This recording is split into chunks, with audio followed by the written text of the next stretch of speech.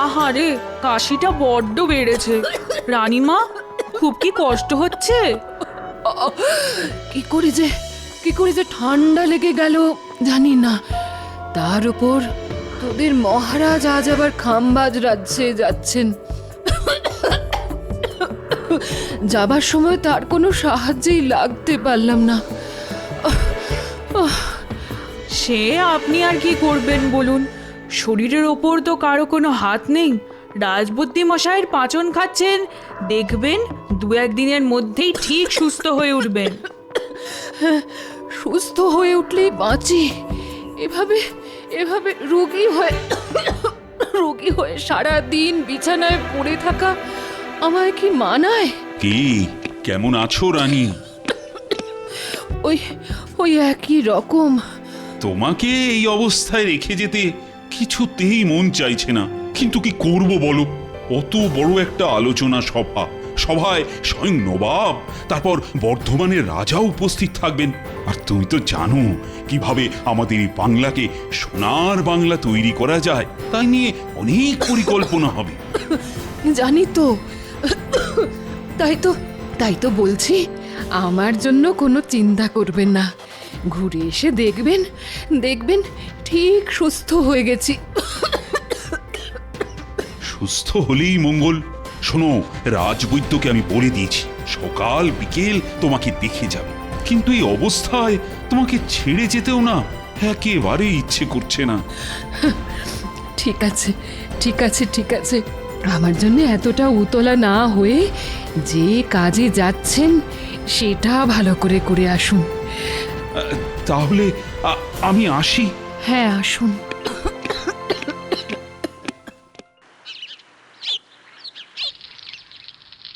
গিন্নি, গিন্নি, আরে দেখো দেখো, বাজার থেকে আজ কিরকম জ্যান্ত কই মাছ এনেছি। কই মাছ? আহা, খুব ভালো করেছো। কদিন ধরে আমার মনটা কেবল ওই কই মাছ করছিল গো। শোনো, তুমি ততক্ষণ রাধা শুরু করে দাও, আমি একবার চট করে রাজবাড়ি থেকে ঘুরে আসি। কেন? এই রাজবাড়ি কেন? মহারাজ তো কদিন হলো খামবাজ রাজ্যে গেছে না? তাই তো রাজসভা এখন না বন্ধ। না, রাজসভা না, আমি যাচ্ছি রানীমাকে একবার দেখে আসতে। গতকাল থেকে রানীমার কাশিটা নাকি খুব বেড়েছে গো। ও মা, সে কি কথা গো?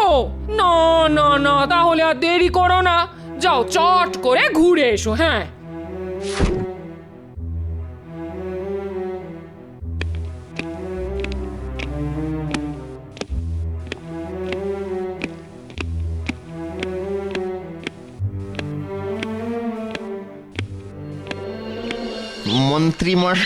মন্ত্রী মশাই, যা বলতে এসেছিস চট করে বলে ফেলতো। মানে বলতে এসেছিলাম যে হাট একেবারেই খালি, তাই যদি গরিবের কিছু সাহায্য করতেন।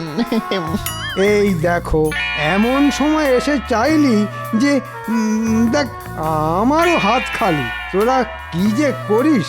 খালি তো ভর্তি করে নিন। শুনলাম মহারাজ কদিনের জন্য খামবাজ রাজ্যে গেছেন, এই তো সুযোগ। না রে, সেটা মনে হয় এবার হবে না। মহারাজ খুব শেয়ানা হয়ে গেছে, রাজকোষের চাবি দিয়ে গেছে মহারানীর হাতে। যাচ্ছিল, তাহলে তো দেখছি আপনার ওই বাড়া ভাতের ছাই পড়ে গেছে একেবারে। খুবই খারাপ ব্যাপার। আরে রাজবৈদ্য না? রাজবৈদ্য, আরে ও রাজবৈদ্য, বলি চললে কোথায়? রাজবাড়িতে। কেন রাজবাড়িতে কেন? রানীমার শরীর গতিক ভালো নয়, কদিন ধরেই কাশি তো হচ্ছিলই, আজ নাকি আবার ওই কাশির সাথে রক্ত পড়েছে। ও বাবা, এ তো খুব চিন্তার কথা। এদিকে মহারাজও কবে ফিরবেন তার ঠিক নেই। চলো, আমিও যাব তোমার সঙ্গে।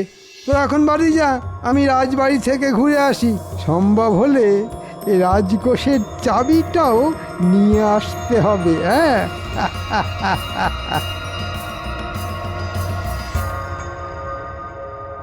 এখন কেমন আছেন রানীমা? খুব একটা ভালো নয় গোপাল। কাশিটা কিছুতেই কমছে না। আজ আবার কাশতে কাশতে রক্ত পড়েছে। সে কি? না না, কাশির সাথে রক্ত পড়া তো ভালো কথা নয়। তা রাজবৈদ্যকে কি খবর পাঠানো হয়েছে? হ্যাঁ, পাঠিয়েছি, তিনি এসে পড়লেন বলে। এসে পড়লেন নয়, এসে গেছি। আপনি কোনো চিন্তা করবেন না রানীমা, রাজবৈদ্যকে একেবারে বাড়ি থেকে তুলে নিয়ে এসেছি। আমাকে আবার তুলে আনলো কখন? বরং বরং আমার কাছ থেকে তো সব কিছু শুনে নিজেই তো আমার পিছু পিছু চলে এলো। আরে আমার ধ্যানমগ্ন হয়ে কি ভাবছো? হ্যাঁ, দেখো দেখো, তাড়াতাড়ি রানীমাকে দেখে রোগের উপশমের কিছু একটা ব্যবস্থা করো। হ্যাঁ হ্যাঁ হ্যাঁ, দেখছি দেখছি দেখছি। বড় করে হাঁ করুন তো দেখি। না না না না না না, তেমন ভয়ের কিছুই নেই।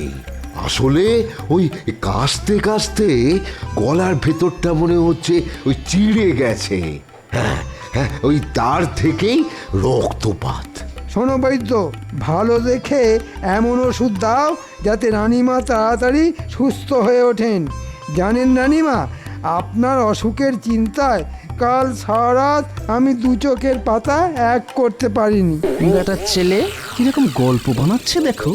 আজ সকালে বাজারে দেখা হতে একবারও তো রানীমার কথা বললো না, উল্টে গুচ্ছের বাজার করে আমার নাকের উপর দিয়ে থলি দুলিয়ে বাড়ি চলে গেল। কাশিটা পুরোপুরি নির্মূল হতে আরো কটা দিন সময় লাগবে। মন্ত্রীমশাই, রাজকাজের কোনো অসুবিধে হচ্ছে না তো?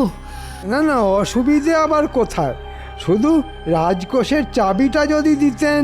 কেন? রাজকোষের চাবি দিয়ে আপনি আবার কি করবেন? দেখো গোপাল, যা বোঝো না তা নিয়ে কথা বলো না। বারে, বুঝবো না কেন? মহারাজ তো যাকে যা দেবার সবকিছু দিয়ে গেছেন। হ্যাঁ, তা অবশ্য দিয়ে গেছেন। তাই রাজকোষের চাবি না পেলেও রাজকাজ আটকাবে না, আর রাজবাড়ির হেসেলও বন্ধ হয়ে যাবে না। ব্যাটা পেট মোটা আমার সব মতলবে জল ঢেলে দিল। রানীমা, এসব রাজকাজের চিন্তা না করে আপনি একটু ঘুমোবার চেষ্টা করুন তো, দেখবেন ভালো করে ঘুমোলে সব ঠিক হয়ে যাবে। তুমি একেবারে ঠিক কথাই বলেছ গোপাল, ঘুমটাই এখন খুব দরকার। আমি তাহলে এখন আসছি রানীমা, বিকেলে আবার আসবো। বুঝলে গোপাল, মুখে তো বলে এলাম কাশতে কাশতে গলার ভেতরটা চিড়ে গেছে আর তার থেকেই রক্তপাত হচ্ছে, কিন্তু কিসের কিন্তু রাজবৈদ্য মশাই? সত্যি কথা বলতে কি, রানীমার শরীর গতিক কিন্তু সুবিধার বলে মনে হলো না। আজ না হয় পাচন দিলাম, পাচন খেয়ে সুস্থ হয়ে গেলে ভালো, কিন্তু কিন্তু ভালো না হলে খুবই চিন্তার বিষয়ে গোপাল। কি বলছেন কি? আমি ঠিকই বলছি। এদিকে মহারাজও রাজ্যের বাইরে, তিনি থাকলে এতটা চিন্তা আমার হতো না। তার মানে মহারাজকে খবর পাঠাতে বলছেন? কিন্তু সেখানেও তো সমস্যা। খাম্বাজ রাজ্য তো আর খুব একটা কাছে নয়, দ্রুতগামী ঘোড়ায় চড়ে গেলেও 1.5 দিন লেগে যাবে। হ্যাঁ, ওই যাওয়া আসার দূরত্বটা একটা সমস্যা বটে। যেতে 1.5 দিন, আসতে 1.5 দিন, তারপর মহারাজকে খবর দিয়ে নিয়ে আসা, সবকিছু করতে করতে তো কমপক্ষে 3-4 মতো তো লেগে যাবেই। না না রাজবৈদ্য মশাই, ওই মহারাজের কথা মাথা থেকে নামিয়ে যা করার তা আপনাকেই করতে হবে, আর 2-1 দিনের মধ্যেই রানীমাকে ভালো করে তুলতেই হবে।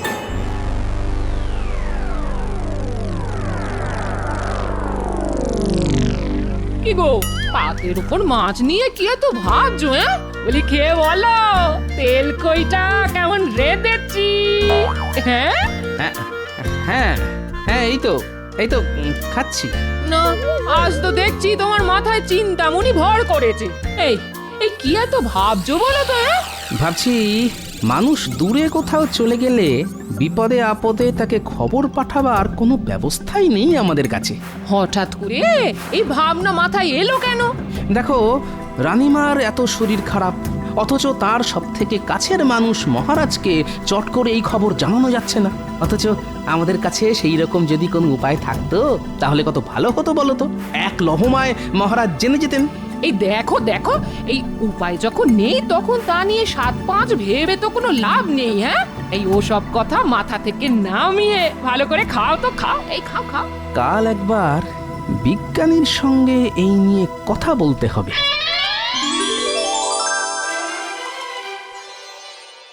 রানীমা, ফল খাওয়ার পর ওষুধ খেতে হবে কিন্তু। আর কত ওষুধ খাবো বলতো? এখন তো আমি অনেকটা সুস্থ আছি। কাশিও তো তেমন নেই বললেই চলে। তবুও রাজবৈদ্য মশাই নিয়ম করে ওষুধ খাওয়াতে বলে গেছেন। ভেতরে আসবো রানীমা? হ্যাঁ হ্যাঁ, এসো এসো। এখন কেমন আছেন রানীমা? ভালো আছি বৈদ্যমশাই। সত্যি কথা বলতে কি, আপনি ধন্যন্তরী। আপনার ওষুধ যেন কথা বলল। যাক বাবা, ফাঁড়া কেটে গেল। এই কথা কেন বলছো গোপাল? বলছি কি আর সাধে, এদিকে আপনি গুরুতর অসুস্থ, ওদিকে মহারাজ শতেক যোজন দূরে। চিন্তায় তো আমাদের হাত পা পিঠের মধ্যে সেঁধিয়ে যাচ্ছিল। ওষুধটা কিন্তু নিয়মিত খাবেন, আর তেমন কিছু বুঝলে সঙ্গে সঙ্গে আমাকে খবর পাঠাবেন। এখন তাহলে আসি রানীমা। হ্যাঁ হ্যাঁ, আসুন আসুন।